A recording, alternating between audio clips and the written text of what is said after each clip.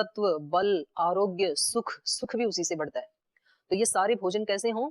आंतों के लिए सुपाच्य हों, अच्छी कमाई से अर्जित किए हुए हों, अच्छी भावना से बनाए हुए हों, अच्छी भावना से खाए हुए हों, सीमित मात्रा में खाए हुए हों।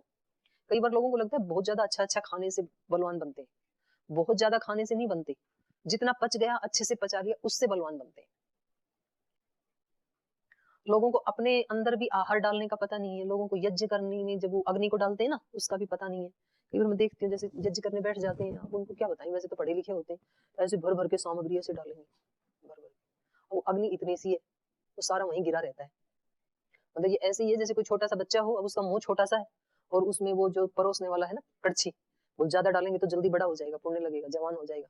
तो भर भर के उसके मुंह में डालते रहो तो क्या होगा, थोड़ा नाक पे गिरेगा, थोड़ा इधर गिरेगा, थोड़ा इधर, थोड़ा इधर, और थोड़ी देर में इधर, फिर बच्चा भागना ही चाहेगा वहां से। तो ऐसा हाल हम अग्नि का भी करते, हवन करते समय ना। अच्छा, जब दूसरे का घी और दूसरे की सामग्री हो तब तो कहना ही क्या है। अपने घर में हो फिर भी देख लेते हैं, यहाँ तो वो बोलते हैं ना, चिने चिनाई मंदिर में जय बोलने में क्या जाता है, अपने थोड़ी चिना है उसको। तो फ्री का चंदन खूब घिस रघुनंदन, कौन से पैसे लगे? पैसे तो नहीं लगे हैं, लेकिन आपका संस्कार गलत बन रहा है और वो वेस्ट हो रहा है। जो अग्नि जल रही थी उसको और बुझा दिया, उसके ऊपर इतना घी सामग्री डाल दिया, बाद में वो पूरे दिन तक भी नहीं जलता है।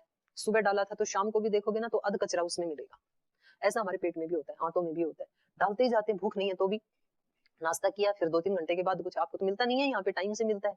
घरों में ऐसे डालते रहते हैं, कभी चाय डाल दी, कभी बिस्किट डाल दिया, कभी नमकीन डाल दी, कभी आइसक्रीम डाल दिया, पॉपकॉर्न डाल दिया, फिर पराठा भी डाल दिया, फिर चावल दाल भी डाल दिया, जो जो आता गया डालते गए डालते, फिर वो सड़ जाता है यहाँ पे, फिर बीमारियां होती हैं।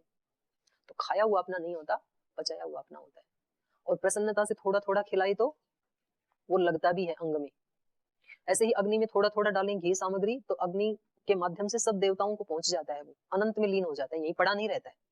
तो यज्ञ की पहचान ये है कि यज्ञ करने के बाद हवन कुंड में कुछ दिखना नहीं चाहिए, सामग्री आदि गिरी हुई, वो सब खा लिया तब तो यज्ञ करना सार्थक है।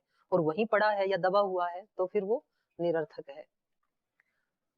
तो ये वो फिर हमारी सुख को, प्रीति को बढ़ाने वाले नहीं होते।